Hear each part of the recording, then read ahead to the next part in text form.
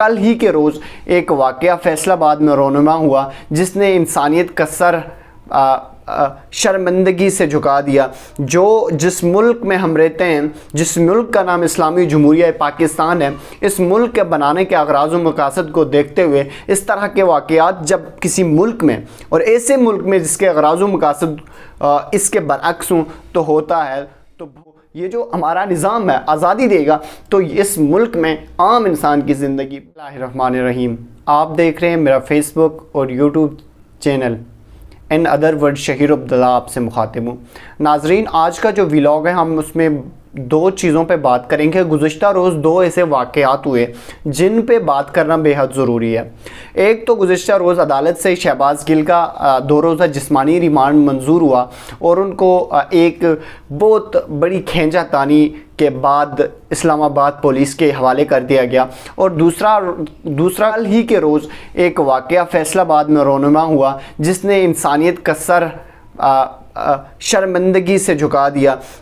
جس ملک میں ہم رہتے ہیں، جس ملک کا نام اسلامی جمہوریہ پاکستان ہے، اس ملک کے بنانے کے اغراض و مقاصد کو دیکھتے ہوئے اس طرح کے واقعات جب کسی ملک میں اور ایسے ملک میں جس کے اغراض و مقاصد اس کے برعکس ہوں تو ہوتا ہے، تو بہت دکھ ہوتا ہے۔ ناظرین، کسی بھی ملک میں جب آپ رہتے ہیں، اس ملک کے ادارے بنانے کا مقصد یہی ہوتا ہے کہ انسان کو ان کے بنیادی حقوق ملیں، ان کو وہ تمام بنیادی حقوق حاصل ہوں جو ان کے لیے ضروری ہیں۔ اب جب گزشتہ روز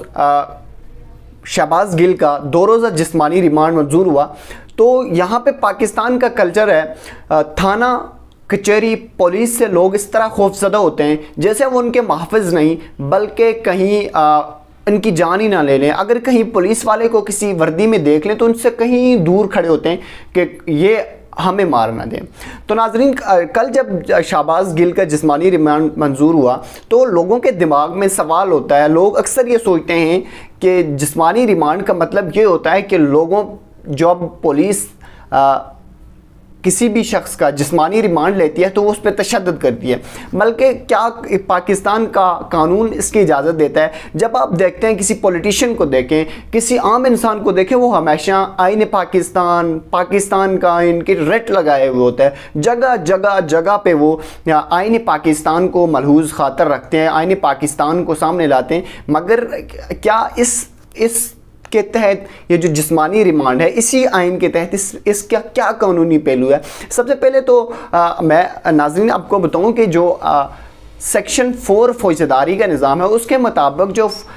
جسمانی ریمانڈ ہوتا ہے اس کا مطلب یہ ہوتا ہے کہ قانونی شواہد کو اکٹھا کرنا۔ وہ آپ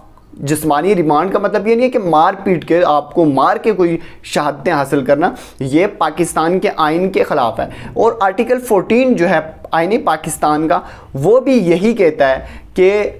تشدد کے ذریعے حاصل کیے ہوئے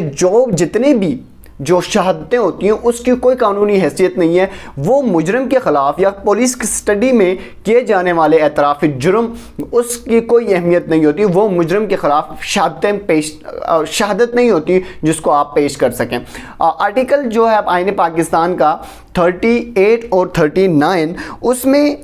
جو قانونی شہادتوں کے متعلق لکھا گیا، جو 38 اور 39 ہے قانونی شہادتوں کے مطابق، اس کے مطابق آئین پاکستان یہ کہتا ہے کہ جتنی بھی شہادتیں کوئی بھی مجرم جب پولیس کسٹڈی میں اعتراف جرم کر لیتا ہے اس کی کوئی اہمیت نہیں ہوتی اور اس کو مجرم کے خلاف ایز اے شہادت پیش نہیں کیا جا سکتا۔ دوسری جب آرٹیکل 14 کہتا ہے وہ کہتا ہے کہ انسان کو اس کے بنیادی حقوق یعنی اس کو اپنی عزت کا حق کوئی نہیں لے سکتا۔ پاکستان کا آئین جو ہے آرٹیکل 14 وہ کہتا ہے کہ انسان کو اس کا بنیادی حقوق حاصل ہیں، انسان سے اس کے بنیادی حقوق تک چھینے لیے جا سکتے ہیں، حتیٰ کہ جو ہے انسان کو اس کا زندگی کا حق بھی چھینا جا سکتا ہے۔ فار ایگزامپل اگر کوئی عدالت کسی بھی مجرم کو کسی کیس میں سزائے موت دیتی ہے تو وہ اس کے بنیادی حقوق حتیٰ کہ زندگی کے حقوق کو بھی معطل کر سکتا ہے، مگر یہ جو عزت کا معاملہ ہے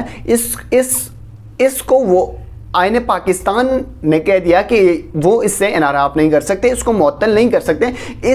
اس عزت کو بچانے کے لیے 1994 میں سپریم کورٹ آف پاکستان نے حکم دیا تھا کہ یہ جو سارے عام سزائیں دی جاتی ہیں جس میں کوڑے مارے جاتے ہیں یا کوئی سارے عام سزائیں دی جاتی ہیں اس کو معطل کیا. اس کی وجہ ہی صرف ایک تھی کہ وہ